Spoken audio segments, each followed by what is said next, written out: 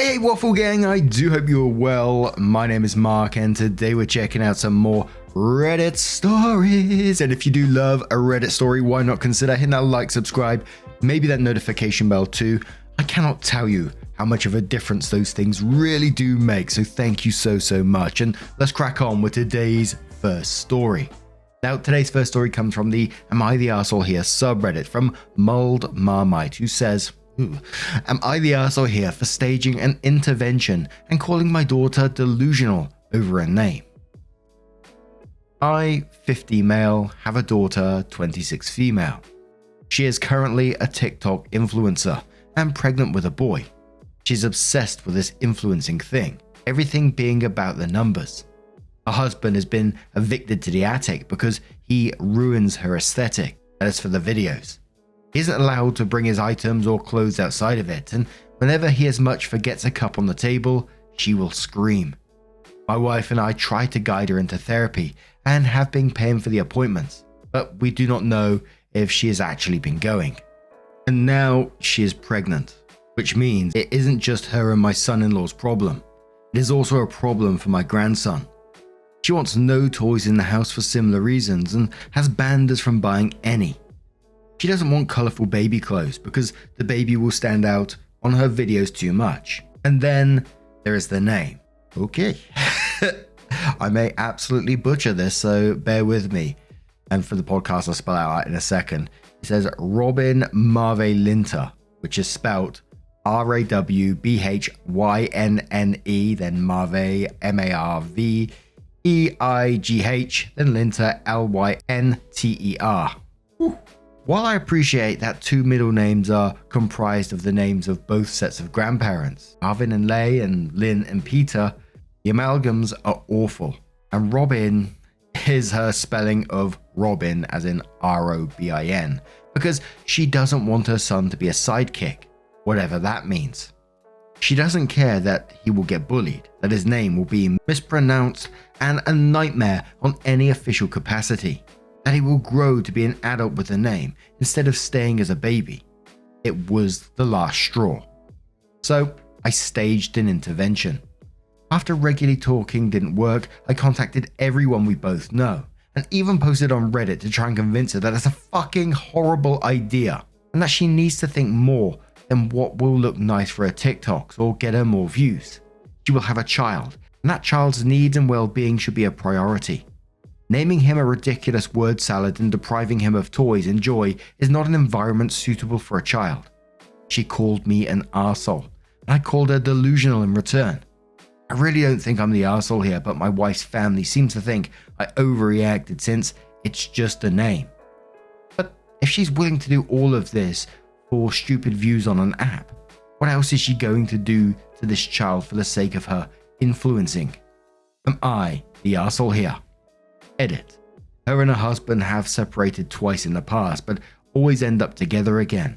They keep breaking up and rekindling over and over again. They had an impromptu marriage on Valentine's Day to heal their relationship, as they now have a child on the way. The TikTok thing has been a frequent source of pain for them. I have to say, that feels abusive to me. She screams at him if he leaves a cup on the table. He's been evicted to the attic because he ruins her aesthetic. And yeah, I think you have every right to be concerned about this because when a baby comes along, things are going to change massively. And what will she do when the baby's crying and ruins one of her videos, when the baby throws up and it goes on the carpet or has an explosive punami? If I was in your position, I would certainly be concerned about everyone involved in it. The Purple Goat says, not the arsehole, this lady is being borderline abusive to her husband. How abusive is she going to be to her child? Her husband probably can't afford a divorce anyway. Who the hell can afford two households these days? So I think staging the intervention is the right thing to do. Now, nothing she is doing is illegal, but it is definitely wrong. All over stupid TikTok. She needs to wake up and join the real world before she gets even worse.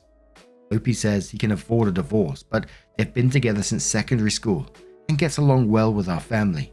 One of my sons was his best man, and I think he might be afraid we'll hate him for divorcing her. I'll talk to him about it when he gets out of work.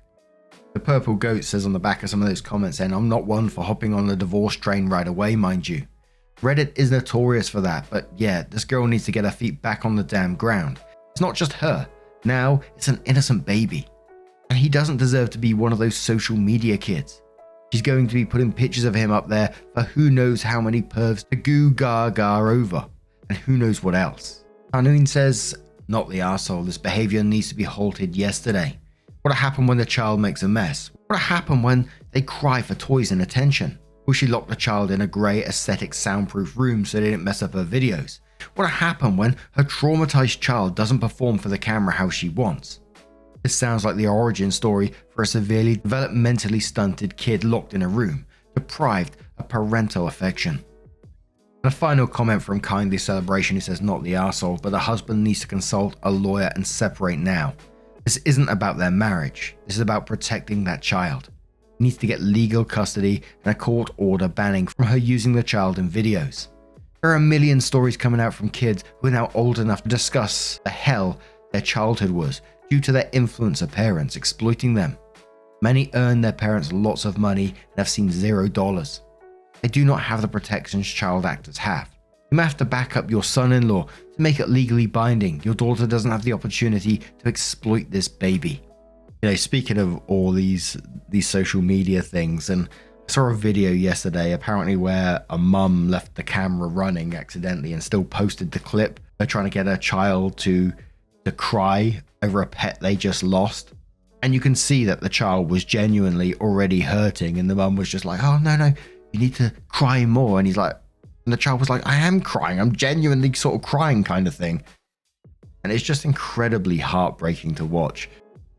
But OP came in with an update and says, this is a bit anticlimactic. We had a family meeting after my daughter's husband got out of work and presented her the Reddit threads, as well as some stories that people shared in the comments. She was reading the comments for about an hour while they kept pouring in, and it overwhelmed her. It didn't help that I kept responding to comments during this time, which was stupid and inconsiderate of me. I did apologize to her, but she doesn't have it in her to forgive me at this moment. At first, she was very quiet before admitting that she needed help. She said that she was struggling with feeling fulfilled after her work was made remote back in the original lockdown and needed more things to do that separated work from home. It's where the influencing came in. The numbers going up gave her the same reward that work used to, and she wanted to replicate it with a mummy blog as her other one stagnated. Her husband suggested that she picks up art again and offered to buy her art supplies. She agreed. Turns out that a lot of you were right, and that the names were inspired by the Twilight. She wanted to honor the grandparents, which was nice, but couldn't think of any names that fit. She also wanted a bird name as the first name, but didn't want a plain robin. One of my sons suggested the name Adler, as well as Arnie, Arvid, and Ari from my son-in-law's culture, and she agreed to one of them. I'm not going to reveal the new middle names for freshly discovered privacy reasons, but some of the comments in the tragedy side gave her good ideas, which I believe is a subreddit about names that are purposely misspelled. My daughter seems so defeated now, but says it is because she didn't realize how much the numbers on her social media was taking over. She agreed to delete the mummy blog at her husband's request and said she will limit her personal account to just the makeup and fashion content she used to do. Time will see how this goes. My sister-in-law is still apprehensive, as he's had to have been on eggshells in their home and isn't happy about the TikTok at all with her past behavior. He says he wants this to work, which is why he married her despite everything, but that if she doesn't actually go to therapy my wife and I paid for, he's going to look at options for leaving. He wants to say to one of the comments that he isn't a wet blanket, but was just trying to keep his wife healthy for the sake of their unborn child. Some of the comments regarding how creeps use mummy blogs as material for their unsavory desires also was a wake-up call for all of us, and none of us will post photos or information relating to our family children online. Wife is taking her shopping for baby clothes sometime next week, and she managed to convince her that toys are not clutter, but necessary for kids. She reminded my daughter of her own favourite toys and how upset she was when one of them disappeared. So while I was an arsehole, it helped my daughter a little bit. Reddit helped a lot more, and I would like to thank you for indulging me in this. And Bathroom Store Ghost says to OP, I think it would be best to continue to talk about good childhood memories from you and your wife. both about your daughter's childhood and yours. When the baby comes, do not offer to take the baby. Instead, bring home a cooked meal over occasionally, or tell all three to go take a nap while you wash dishes or something. Anything to give them support without making them feel like you're barging in. I think everything will end up okay with this. Obi says thank you. This is essentially what one of my son's friends suggested as well. We're going to do our best to support them, and my son-in-law's family also offered to do the same. And Opie says it was a bit anticlimactic, and I'm not totally against that either. I'm sort of glad that things seem to be moving in the right direction. Of course, the first part of the post was super concerning, especially regarding the abuse, the future of the child, etc., etc., and the path that she was going down. Social media can be super addicting and super damaging at the same time, coming from the guy who spends hours reading Reddit stories a day. But I'm glad that she's accepted this help, because the alternative to this could have been devastating. I really hope that things do continue to move forward in a positive matter for the whole family, for their future child at the same time. But what do you guys make of this situation? Let me know your thoughts down in the comments below, and let's move on to another story. And our next story comes from Challenge Connect 590 and says, husband wants to divorce and start over. Says he can't bond with our daughter. Throw away because I want to fix this, and I'm paranoid about more people in our lives finding out. It's also fucked up already. I don't want more stress. My husband, 29 male, and I, 30 non-binary, have been married for 5 years. I gave birth to our first child in September, a girl. My husband was present for most of my labor, but things were very pear-shaped. I had to have an emergency C-section. The doctors told him to leave the room and wait outside. In short, he did not see our daughter be born. A week ago, he informed me that he wants to divorce and start over on his dreams of having a family. He insisted that he cannot bond with our daughter and says it's because he didn't see her being born. He said a lot about how it's always been a dream of his to have a small and close-knit family. And now he can't have that with me because of the C-section and him not being in the room. His dad suggested therapy, but husband refused, saying he knew it wouldn't work. I've made sure he knows I'm open to the idea if he changes his mind, but he's very insistent that he knows this can't be fixed. Part of me knows I'm basically asking for a magic spell here, but does anyone have any ideas how or if this can be fixed? I'll try to answer any questions anyone may have. And a lot of the comments were just saying, this is just an excuse for him to leave you, and that is just absolutely devastating. It crossed my mind because we have seen it before in the past, just stupid fucking excuses to get out of a relationship. Or is there something more going on? But if he's refusing therapy, there isn't much you can do in this situation, is there? But Girl No says he's just using this as an excuse to leave you. Heavenly Spike Man says this is the lamest thing I've ever read, and I would say he needs to start therapy immediately. But I suspect he is making this story up to mask his real feelings. He is scared and doesn't want to be a dad. He's making up this perfect family dream thing, either subconsciously or consciously. Seeing a birth is not what creates bonding. Cupcake says this sounds like a mental health issue. It sounds like his bond with the baby isn't living up to what he expected. This honestly has nothing to do with you, your daughter, or the C-section. It's just a convenient thing for him to blame for his feelings. I imagine, even if he saw her be born, he'd have another excuse for why he isn't feeling the way he expected. A lot of people don't feel a strong bond with their infant. It's perfectly normal, so I can't fault him for that, but he needs to get therapy if that's how he feels. Leaving and having another kid isn't going to solve this for him. I'm sorry this is happening to you, but it's not your fault, and if he's not willing to get help, then there's nothing you can do. And a final comment from Fruit Jerky, who says, it's amazing how you think you know someone so well, and then, just like that, they suddenly reveal that they're actually a piece of shit. I'm so sorry the father of your child turned out to be such a pathetic small person. He's not only leaving his family, but used such a lame excuse to do it. I hope your note about his father means his parents can still be a part of your support system. Have you looked into the eye and said to him, if so many other men can bond with their babies without having watched them be birthed, then how come you are determined to fail at this very basic thing? And it's terrifying at the same time, because if this was, his feelings, I'm not saying it is, But then he's going to get with someone else and say the same thing happened again. Partner needed a C-section. Is he going to do the same thing again and just continue to do it? So bizarre. But around 15 days later, Opie says several people suggested asking him to come with me to a therapist so I can get help understanding why he's leaving. He agreed and our appointment was yesterday. It didn't go badly, but it didn't go well either. He was very upfront with the therapist. He didn't try to mince words or refuse to answer questions. He told the man, paraphrasing, they got to bond the entire pregnancy. That baby is made of their body. I can't compare to that. My work started at birth and I wasn't there, so I don't feel like I ever got hired, if that makes sense. Yeah, he compared it to not having an employment contract. I get the metaphor, I guess, but I'm not sure how it translates to him not being able to bond. Several people have made transphobic comments and several other people have asked maybe my lack of gender was an issue. I assume no, because my husband had known that I'm non-binary since before we started dating, but I did bring it up while we were with the therapist. Husband insists that no, it has nothing to do with anything. He didn't care about what I am, but how I did. The therapist was very focused on trying to help me understand, and I appreciate that. No complaints with him. I'm still completely in the dark though, and husband has started talking about choosing a lawyer. He says he wants a clean break before daughter gets too attached. Opie comes in a month later with what they call their final update and says this is probably going to be long and it isn't a happy update. My other post can be seen in my post history, but the short of it is that I gave birth to my daughter in September. My soon-to-be ex-husband did not see her birth. Things went very badly and I needed an emergency intervention.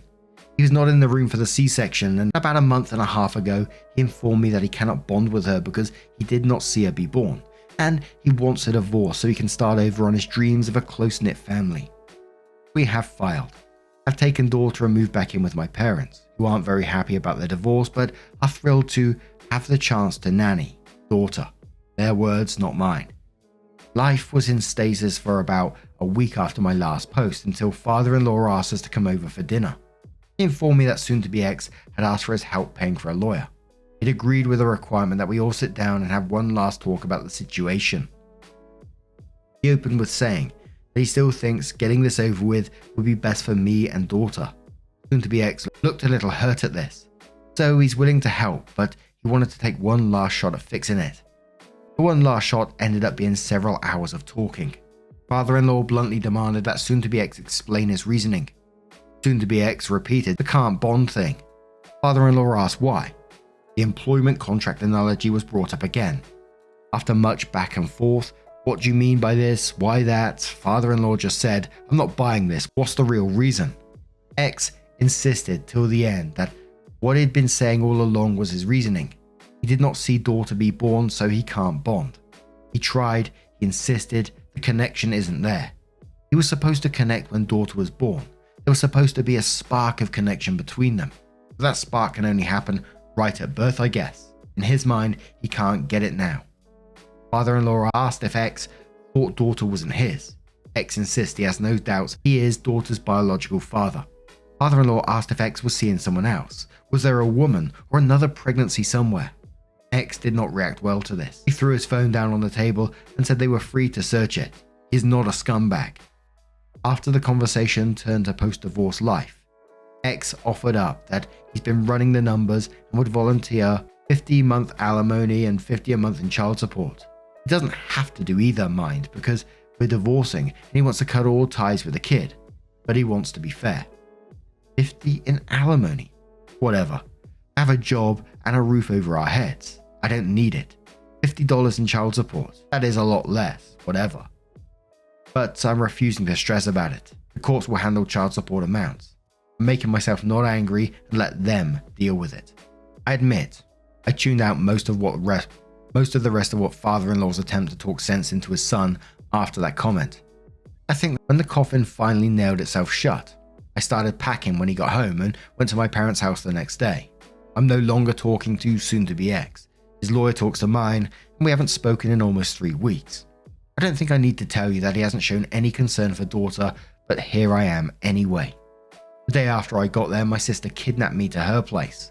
We got very drunk. Daughter was with parents, not us. Talked about everything, and I screamed a lot. I got most of it out of my system. After that, we had more drinks and watched terrible horror movies. I woke up the next day with a headache from hell, but otherwise feeling better than I had in a long time. My job can't transfer me, just my luck, but I've been promised a glowing reference and I'm cashing out what little paid leave I have, left to add to my savings. Father-in-law asked after the failed conversation if I would be cutting him off. I assured him that he might not see us as much because of how far away my parents live and not knowing where I'll end up, but he's not getting rid of me or daughter that easily. He was very happy to hear that. So that's where I am. Papers have been filed. Daughter and I have moved out of the house. I'm doing my best to ignore soon-to-be ex's existence. Thank you all again for listening to me cry and complain over the past couple of months. And whilst OP considered this their final update, and I hope that they do get to move forward in whatever positive way they can in this situation, just disconnect themselves from that guy, but still getting all the child support that you actually deserve, because I don't think $50 is going to quite cut it. But Dazzling Suspect says, oh my god, what a toolbox. I'm so sorry you're going through this. Also hard lol to, I don't have to do anything because I'm divorcing you and cutting ties with my child. But out of the goodness of my heart, I'll give you $50 a month. I know you can support yourself and your child on your own, but your child deserves every penny the court awards. You are 100% correct to let the lawyers handle this from here and tell them to get everything they can. Coco says, yeah, this guy's going to be in for a shock when family court tells him child support isn't reduced just because you don't really feel like being a dad anymore. And again, might be best to have him sign away rights entirely so he can't come slinking back at some point.